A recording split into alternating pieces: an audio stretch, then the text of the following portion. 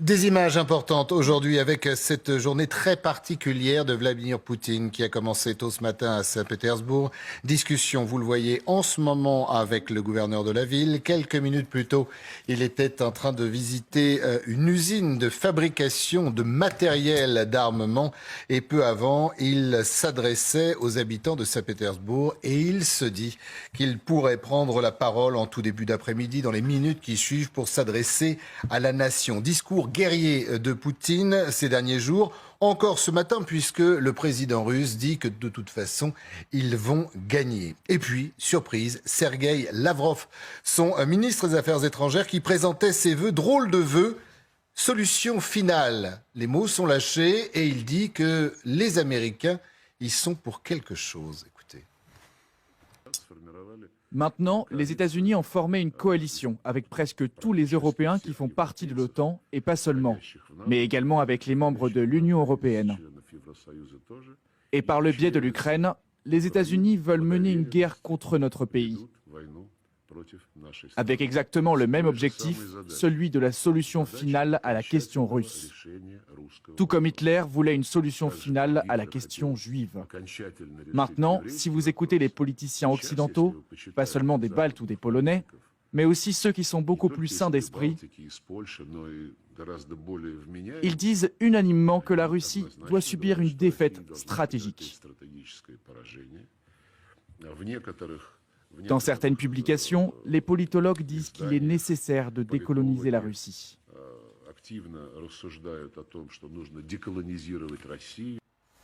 Conférence de presse de début d'année de Sergueï Lavrov et les mots sont forts, Magali. La solution finale et il met en cause les Américains. Les mots sont en effet extrêmement forts.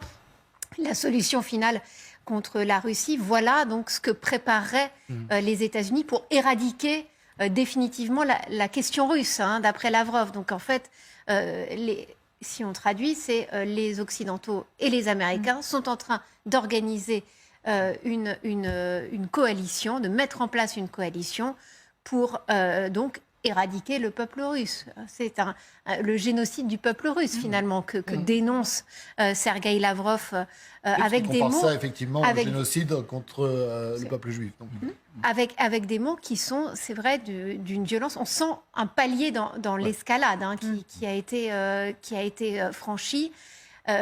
Il explique à Sergueï Lavrov que tout comme Napoléon avait mené les pays européens vers la Russie pour éradiquer, là aussi, pour en venir à bout de l'Empire russe, tout comme Hitler a conquis une partie de l'Europe et dressé les peuples européens contre l'Union soviétique, eh bien, les Américains seraient en ce moment donc en train d'organiser et de mettre en place cette même coalition. Bon, c'est un discours extrêmement violent, c'est un discours qui vise à mobiliser l'opinion publique russe, qui prépare manifestement une nouvelle... un affrontement entre la Russie et l'OTAN, parce qu'en fait, c'est ça qu'on entend d'ailleurs à longueur de temps sur la télévision russe, c'est-à-dire que finalement, derrière l'Ukraine, c'est l'OTAN, donc la Russie est en train d'affronter l'Alliance Atlantique. Et derrière l'Alliance Atlantique, il y a d'abord et avant tout les États-Unis qui restent évidemment l'ennemi numéro un des Russes. Et puis, ça montre quand même une certaine, moi je trouve, fébrilité du régime, parce que quand on en vient à utiliser ce genre de discours, ça montre que quand même, on s'inquiète de ce qui va aussi se passer, que manifestement ces nouvelles livraisons d'armes qui se mettent en place côté occidental pour aider les Ukrainiens à faire la différence sur le terrain. Je pense aux chars lourds, évidemment, et à la réunion de la fin de semaine sur la base américaine allemande de Ramstein. Bon, tout ça est en train manifestement quand même d'inquiéter le régime russe, qui, encore une fois, a un discours de plus en plus guerrier et qui est en train de mobiliser son opinion publique. manifestement, on n'est plus en opération spéciale. Quand on entend ces mots, on rentre dans un autre stade. C'est ce qui est à craindre dans peut-être, je ne sais pas, cette allocution, ce discours dont on nous a parlé, dont on vous parle d'ailleurs de Poutine devant les Russes, c'est peut-être qu'on change tout simplement d'opération spéciale, on passe à guerre. Oui, Guillaume Lagarde, il pourrait prononcer ce mot guerre. En tout cas, il se passe des choses. Est-ce qu'il faut justement s'en méfier? Escalade verbale, fébrilité, ou alors est-ce qu'il faut s'inquiéter? Bon, il se passe toujours des choses. Chaque semaine, on a des annonces de plus en plus radicales. Non, mais je veux dire, la semaine dernière, vous aviez des Russes qui devisaient à la télévision sur la nécessité d'atomiser la France ou l'Angleterre, ou les deux, ou l'un. Ce qui est gênant, c'est qu'on a Poutine ce matin, Lavrov. Voilà. On est plus sur les coups. Incontestablement. Non, mais là où je vous rejoins, c'est que incontestablement, on a quand même une espèce de montée en puissance du discours. Et comme parallèlement, les signaux faibles s'accumulent sur une possible mobilisation, une possible offensive, on sent quand même que le pouvoir russe est tenté par la fuite en avant. Et comme l'a dit Magali, je pense qu'il voit aussi la réalité. C'est-à-dire que même si les chars ne sont pas encore là, on a quand même franchi un pas. Avec des chars lourds, alors combien 15, 20, 100, 200, 300, il va y avoir une différence qui sera faite sur le terrain. Donc s'ils sont vraiment dans la logique de gagner, et je crois que ça reste quand même leur objectif, il faut faire quelque chose. Quoi ? Peut-être lever de nouvelles masses de soldats, d'effectifs. Donc on a parlé des 300 000 qui vont rentrer vraiment sur le terrain, des 500 000 qui viendront peut-être demain. Je rappelle quand même que la Russie elle a une capacité de mobilisation encore supérieure. Elle peut monter jusqu'à 1,5 million de soldats. Donc elle a des capacités pour agir. Et puis il y a la possible entrée en guerre de la Biélorussie. Dans ce contexte de livraison, ça aurait un vrai sens aussi, puisqu'on sait que c'est là c'est par le nord-ouest de l'Ukraine que passent les livraisons, donc ça aurait effectivement il y aurait une logique. Maintenant, pour revenir sur le discours de Lavrov, qui est un très proche de Poutine, un fidèle parmi les fidèles, à plusieurs reprises il a voulu partir, et Poutine l'a retenu, il a dit non, tu restes à ton poste. On retrouve dans son discours finalement une constante c'est pour ça que je disais il y a une nouveauté sans que c'en soit vraiment une. L'idée que la Russie est le meilleur rempart contre le nazisme, elle existait avant même le début de la guerre en Ukraine. Depuis une vingtaine d'années, la Russie a reconstruit le passé. Même Poutine, rappelez-vous, l'année dernière, il a publié, avant l'invasion, il a publié un article d'histoire sur l'Ukraine où il revenait notamment sur les accords germano-soviétiques. Et où il disait, Staline finalement a eu raison de signer ces accords germano-soviétiques. Ça s'appelait de l'égalité des Russes et du peuple ukrainien. Voilà, exactement. C'est incroyable. C'était pour dire, s'il ne l'avait pas fait, les Allemands nous auraient attaqués plus tôt, donc c'était pour protéger le peuple russe. C'est le pays où on parle de ce pacte à partir de 1941, mais jamais avant. Voilà. Non, mais, je veux dire, il y a une reconstitution permanente de l'histoire. La Russie est toujours dans le camp du bien. En face, il n'y a que des nazis. Et finalement... même si ça paraît un petit peu difficile à comprendre pour nous Français, ils voient en fait les Américains comme les meilleurs alliés des nazis ukrainiens. Finalement, une espèce de bloc de l'Ouest qui, quelle que soit sa forme, est toujours hostile à la Russie. Et donc là, c'est vrai on est évidemment surpris. Si on se rappelle la chronologie, c'est quand même la Russie qui a attaqué l'Ukraine. C'est pas l'Ukraine qui a attaqué la Russie, ni les Occidentaux. Et puis, on est aussi frappé par la violence du propos, parce que la solution finale, il y a quand même... M. Lavrov est très intelligent, donc il sait qu'en prononçant ces mots, il agite quand même il utilise un terme qui est extrêmement choquant pour les opinions occidentales, et même d'ailleurs dans les rapports qu'il peut avoir avec certains pays qui, pour l'instant, n'ont pas trop bougé, comme Israël. Comment Israël va accepter... l'usage de ce mot. Ce parallèle. Voilà, ce parallèle. Et puis, c'est une manière quand même un peu de réduire la spécificité de la solution finale à quelque chose une utilisation très polémique. Général, oui. Et après Bogdana. Général, comment vous percevez ce discours de Lavrov ? Non, je crois qu'on est dans la recomposition de la stratégie russe, qui a commencé depuis 2 mois par une stratégie de communication où on a vu Vladimir Poutine de plus en plus présent, un peu son ministre aussi, avec une présence physique finalement qu'on n'avait pas depuis des mois. Ensuite, on a une économie de guerre que l'on voit par les différents reportages depuis quelques semaines. On voit du nouveau matériel sortir, à la fois, alors pas du matériel forcément très opérationnel sur le théâtre ukrainien, mais pour montrer que la Russie est toujours une grande puissance, y compris nucléaire. Vous avez ce discours-là qui reprend quand même des thématiques, il faut quand même le rappeler, ukrainiennes. Parce que le génocide, c'est bien le mot qui a été utilisé par les Ukrainiens au début de cette guerre. Donc finalement, il y a une réponse en termes de communication en mettant les parallèles. Et je dirais c'est aussi une réponse aux arguments sortis par l'Ukraine. Voilà, on inverse. Et puis je crois aussi, c'est montrer à tout le monde finalement que la guerre va continuer. On a bien l'ambition de gagner, mais c'est pareil, c'est le même discours que Zelensky. Zelensky dit qu'il va gagner. Donc de part et d'autre, on dit qu'on va gagner. Et donc on a la mise en œuvre d'une stratégie. Et puis on peut oublier au niveau militaire, quand même les changements de chef. Gerasimov, chef d'état-major des armées, qui reprend le commandement total. Là, depuis 2-3 jours, c'est vrai qu'on parle un peu moins de Wagner. Mais enfin bon, Wagner est encore là, mais c'est quand même fait partie de l'armée russe indirectement. Donc on a une recomposition. Et je n'oublierai pas toutes ces annonces sur l'attaque par le Nord, les offensives.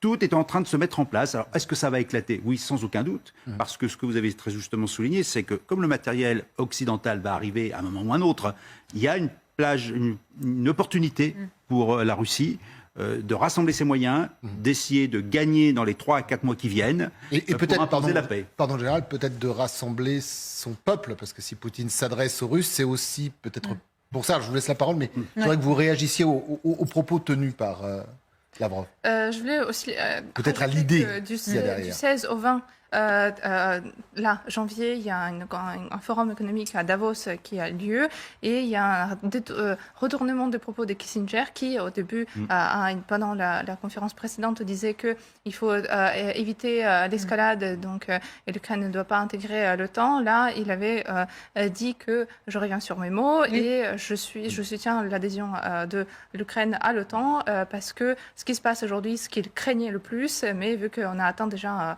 un summum en fait on va dire de concentration de ce qui se passe au niveau militaire avec des déclarations d'un côté et de l'autre. On se souvient aussi des Zaloujny, notre chef d'état-major, qui avait dit à la fin de décembre qu'il y aura peut-être de nouvelles tentatives de la Russie de venir attaquer Kiev. Donc effectivement, tous les discours s'amplifient, mais est-ce qu'on va vraiment avoir... est-ce qu'il y a un point de retour? Non, il n'y en a pas. Donc, certainement, les 15 chars ne vont pas changer quelque chose, mais à partir de 300...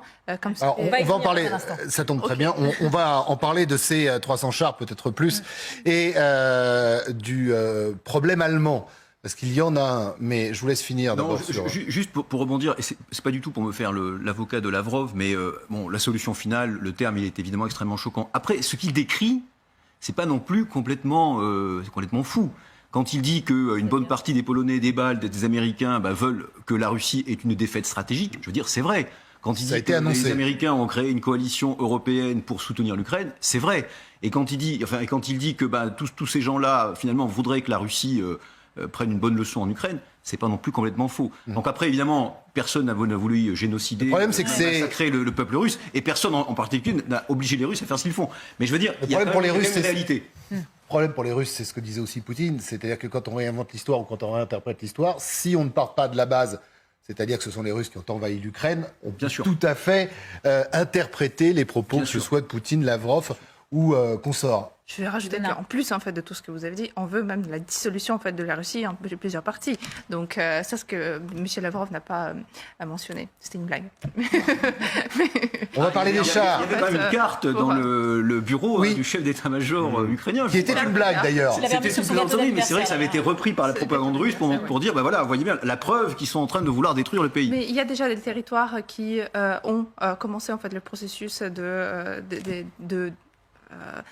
disparition en fait de la Russie. Alors, ça, il faudra. Ce qui est exact, c'est que si ça se passait mal pour la Russie, beaucoup de spécialistes de la Russie d'ailleurs nous disent que de toute façon la Russie en tant que telle éclaterait et que certaines républiques prendraient leur indépendance. Bon, promis, on vous a dit qu'on parlait de chars, qu'on parlait de l'Allemagne, qu'on parlait de la réaction justement des Américains et des Européens. Anne, c'est à vous. Combien de temps Olaf Scholz va pouvoir résister? C'est vrai qu'on se la pose cette question. Le chancelier allemand doit en effet faire face à une pression accrue, vous le savez, de plusieurs dirigeants européens, mais pas que, afin de autoriser la livraison de chars Léopard 2 fabriqués par l'Allemagne. Premier pas hier, sans courage ni panache. Berlin réclame en effet une décision collective, alors que de leur côté, la Finlande, la Pologne et la Lituanie se déclarent prêts à livrer ces fameux blindés, donnant au passage, vous allez l'entendre, une leçon de courage à l'Allemagne. La Pologne est très désireuse de fournir des chars Léopard, tout comme la Finlande. Mais cela dépend des décisions du gouvernement allemand, à savoir si les Allemands fournissent leurs propres chars Léopard ou s'ils donnent l'autorisation aux autres de le faire. J'invite mes collègues allemands à le faire de même. Ces chars ne sont pas offensifs lorsqu'ils sont utilisés à des fins défensives. J'aime jouer aux échecs. Vous devez déplacer une pièce et les autres suivront. Quelqu'un doit prendre les devants et prendre la décision de soutenir l'Ukraine, car les chars deviennent un élément clé de cette guerre. Nous avons pris la décision de contribuer à cette coalition.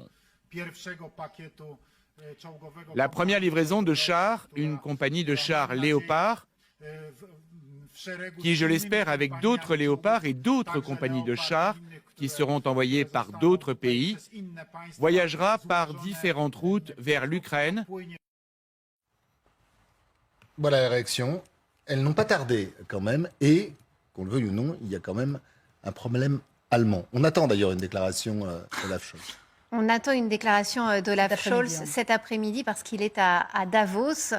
Avant donc cette réunion vendredi sur la base américaine qui se trouve en Allemagne à Ramstein, où justement tous les états-majors des pays qui soutiennent militairement l'Ukraine vont se réunir pour essayer de voir ce qu'on peut faire de plus pour aider l'Ukraine, avec évidemment en haut de l'agenda cette question des livraisons de chars lourds. Et si Scholz, le chancelier allemand, est vraiment au centre de toutes les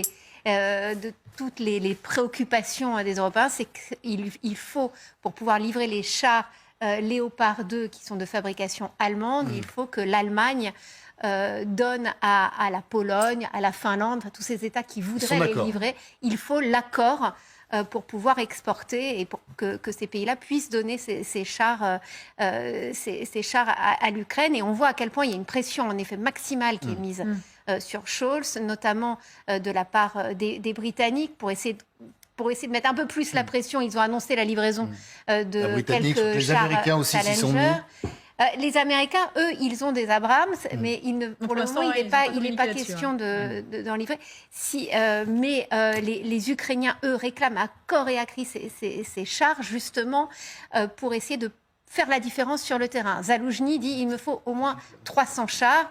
Et c'est vrai que l'avantage des chars allemands, c'est qu'il y en a beaucoup sur le territoire européen. Il y en a 2000 qui ont été vendus, exportés, et que ça permettrait aux pays qui veulent en fournir à l'Ukraine de fournir un certain nombre de chars qui seraient du même modèle. Donc tout ça permettrait d'avoir une homogénéité quand même sur le champ de bataille. Ce serait plus facile pour la maintenance, pour la formation des équipes, pour les utiliser, pour essayer de réussir une percée. On continue de parler bien sûr de ces chars. Vous disiez que les Ukrainiens réclament à corps et à cri 300 blindés pour pouvoir faire face aux Russes et notamment à une éventuelle offensive. Vous allez voir qu'il y a le politique, il y a le militaire, mais il y a également l'art de la communication, de faire passer les messages. Ça vient de ce matin et ça s'adresse aux Allemands d'ailleurs, entre autres.